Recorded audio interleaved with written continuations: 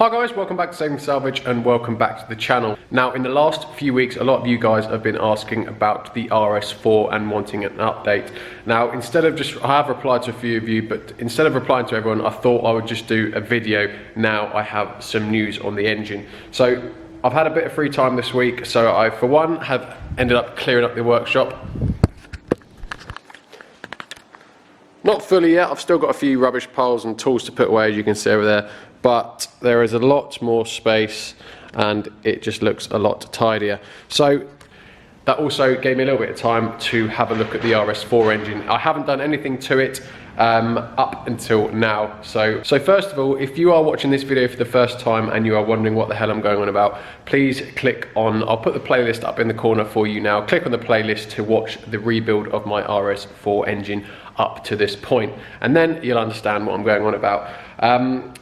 So got the engine out. There was obviously a problem with it. It started, you've seen in the last video, it started but pretty much instantly seized, and it sounded bottom end to me, and that is how I left it. I took the engine out the car, I took the car outside, the car's been parked up, and the engine has been sat in the workshop ever since. So I have now got the engine, I've got it on my engine stand, I've got it in front of me here, and I didn't even bother stripping the heads or the rocker covers or anything like that. I just drained the oil back out and I whipped off the engine sump.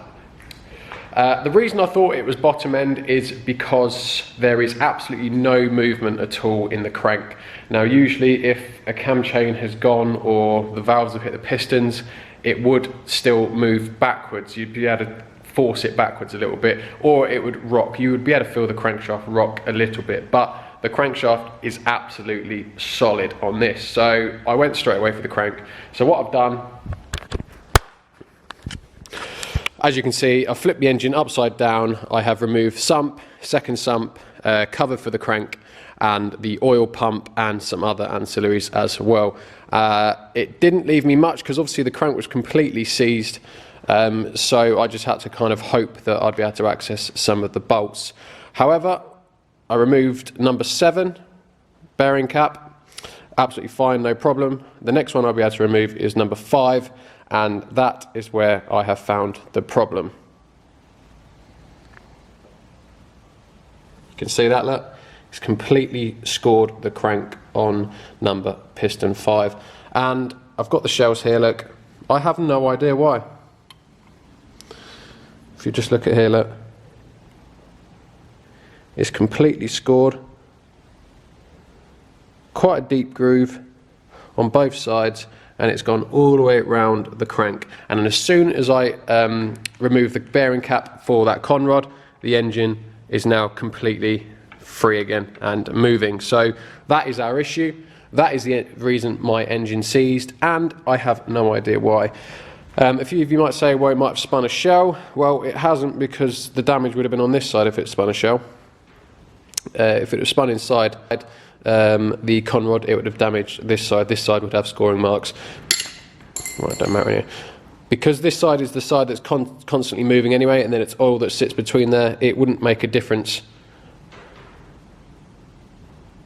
if that was moving, because it's meant to move anyway. So hasn't spun a shell, and that is also evident because when I took them off they were both in the correct position.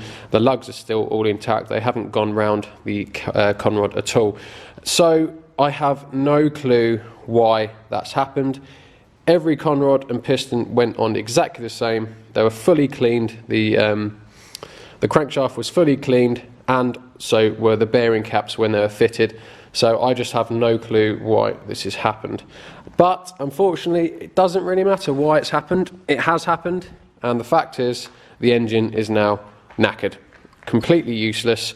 The only thing I could do now is buy a new crank, which from Audi is I think about $2.5 grand, plus obviously fitting it, balancing it, and then obviously having new shells and etc. again. So that's just not viable. Another option I might have is a second-hand engine which has got damage other than the crank, and just take the crank out. However, even a second-hand engine, you're looking at a couple of grand. So I think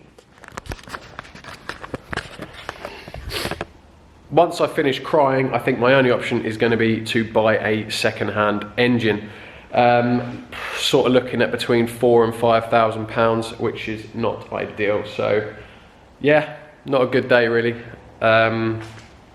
So I just thought I'd update you all. I thought it'd be easy just to do a short video just to update everyone, then everyone can have a look and know why the engine is now completely knackered.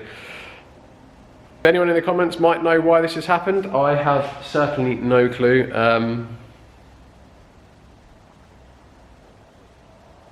Bit shit, but it is what it is, and now I need to source a new engine. So there's your update, guys. So again, the engine's going to be put away, and I will then have to search for a new engine, and hopefully we'll be able to get it and get the RS4 back in the workshop soon. So now that you're all updated on the RS4, I have a Skoda video being released, I think tomorrow or maybe the day after as well, and we'll see how she got on at MOT. And there's also a new car that I said I bought ages ago. It's another cheap car, and hopefully it will be some interesting content for you guys. So as always, thank you very much for watching. I'll catch you in a few days with the Skoda. Cheers, guys.